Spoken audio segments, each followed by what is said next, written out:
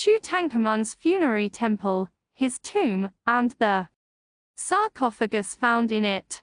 Egyptologists presume that a king began preparing for his continued existence in the hereafter soon after his accession, choosing a site for his tomb and initiating work on a funerary temple. There is ample data in support of this idea, ranging from year dates painted on blocks quarried for building the pyramids of the Old Kingdom, to texts on shards of pottery, limestone flakes, and papyrus citing events in the lives of the stonemasons, sculptors, draftsmen, and painters who cut and decorated the royal tombs of the New Kingdom centuries later in the Valley of the Kings at western Thebes. Specialists on the Amarna period long suspected that Akhenaten was no exception. Speculation centered on KV-25, a tomb in the western branch of the Valley of the Kings where his father, Amenhotep III, had been buried. It seems that some progress had been made as well on a funerary temple for Akhenaten at Thebes, before the decision was taken to begin work on both a tomb and a funerary temple at his new capital in Middle Egypt. Evidence does exist, however, that not all kings were preoccupied with awareness of their mortality when they acceded to the kingship. As many as 15 months may have elapsed after the accession of the 20th dynasty King Ramesses IV before a site was selected for his House of Eternity, while Seti II of Dynasty VI did not initiate work on his tomb until at least 8.5 months after he became king. These and other similar exceptions were the result of unusual circumstances. For example, Seti II had to contend with a usurper. An equally exceptional situation obtained when Tutankhaten became king. After the deaths of perhaps as many as 3 rulers in less than 4 years at most.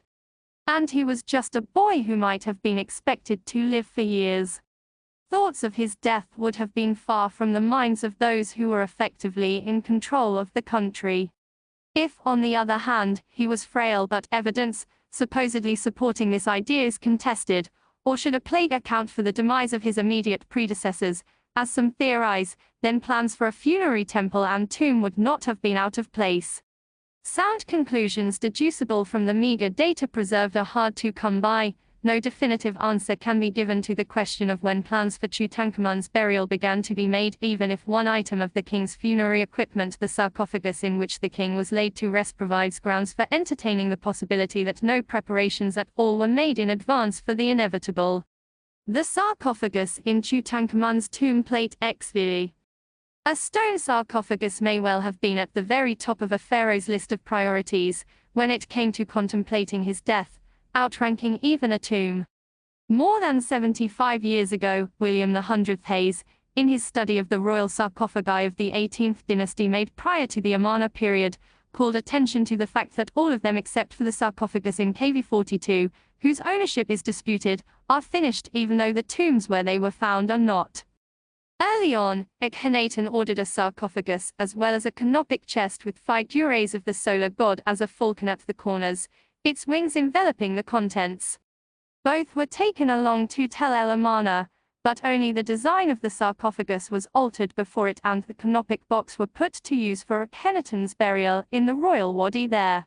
Alterations are also evident in the decoration and texts on the basin of the sarcophagus, in which Howard Carter found the 3 nested coffins containing Tutankhamun's mummy, but none at all are discernible on the lid. The sarcophagus's lid.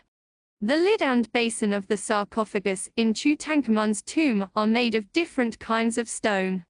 Down through the reign of Thutmose IV, 18th dynasty royal sarcophagi were carved from quartzite.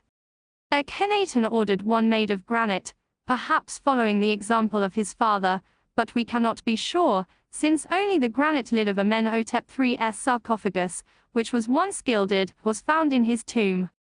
The basin is missing.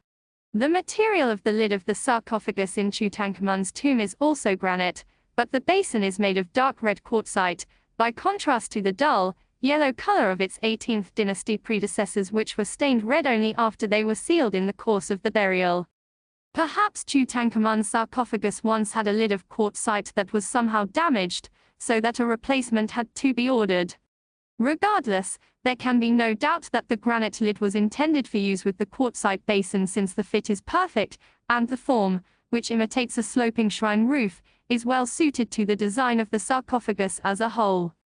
Two of the three columns of text on the top of the lid invoke Anubis and Thoth, Orthodox funerary deities who officiated at the ceremony of judging the deceased.